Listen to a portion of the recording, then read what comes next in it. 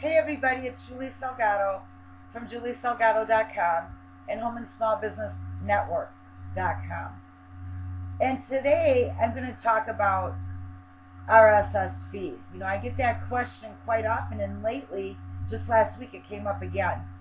So what I wanted to do is just to explain to you what basically an RSS feed is. So for starters, RSS stands for really simple syndication. Okay, and RSS feeds, you see them all over the internet because they're this little symbol like this. They can look a little bit different, or it'll say subscribe to my feed or whatever. Mine happens to be like this on my blog here. And what this is for is if you click on the icon there, if you're not already subscribed to that particular blog, that'll come up, and it'll ask if you want to subscribe to the blog, so you can subscribe with Google. So here, as I signed in with a different Gmail account here, this is what it looks like to subscribe. So you'll get, and you notice, you get the current feed here. It shows your Twitter buttons and everything on the feed, and you come right on down here, see? Everything is right here from the blog, the way I've set it up, okay? And I'll go over how to set up your RSS feed in my next video. So what you do is you can subscribe with Google here,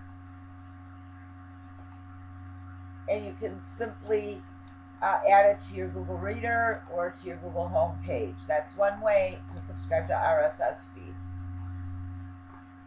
And I'll go back. And now I get here. Now show all the subscribed options. There you go. So here, if you have a different service for your RSS feeds, then you can subscribe to any one of these. So you can choose your own reader. You can also get it delivered by email. That's how I happen to have it set up on my blog, that you can subscribe either through my RSS feed or grab my feeds via your email. In other words, they'll come into your email box, So what's the point of this? Why would you want to subscribe to an RSS feed, or why would you want an RSS feed on your blog, to give people the ability to subscribe to your feeds? Well, there's a couple reasons why you want to do that. Number one, if you have people that have subscribed to your blog via the RSS feed, every time you put a post out here, okay, depending on how they subscribe, if they use Google Reader, if they subscribe via email, or they use my Yahoo or Bloglines or whatever they use to subscribe to your to your blog, they're going to receive your post there. So, for example, when I did this post yesterday for our new Home and Small Business Network January Blitz that we're doing currently right now, anybody that's subscribed to my blog via RSS feed received it. And then it's just a matter of going to your reader, and you will see all your feeds. So, for example, here, this is my Google Reader. This is free, by the way. If you happen to have a Gmail account, you already have Google Reader. You just don't know about it. So just go over to google.com/reader and put in your Gmail account email, and you can have your Google Reader set up right away. It's really simple. And then what happens is all your feeds come into here, and then that way, what happens is this is one way I keep track of everything, and one of the ways for me to keep up with what's going on out there. I just subscribe to different blogs. I have different Gmail accounts for different things, and everything comes into my Google Reader, and then I can just breeze through everything and see what was posted, if there was anything interesting on that day. And so that is the power of the RSS feed, because it enables people to keep up on the blogs that they like without having to physically go to the blog, each and every one of those blogs every single day. All they have to do is go to their reader and everything is right there.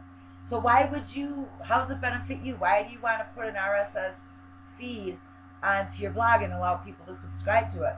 Because every time you do post, then your post goes into their reader and they receive it.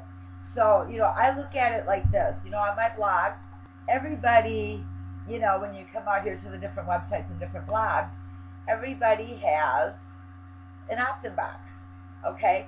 And your main goal is to get people to opt into your list, because that's one of the 4 processes to help you build a business, is to communicate with people, and so by building your list and having people subscribe to your list, you're able to email them, and there's many different email services and autoresponders and stuff out there. That's a video for another day. But, I have my opt-in box here as well. But not all the time when somebody first comes to your blog are they going to subscribe to your list, to fill in their name and their email information.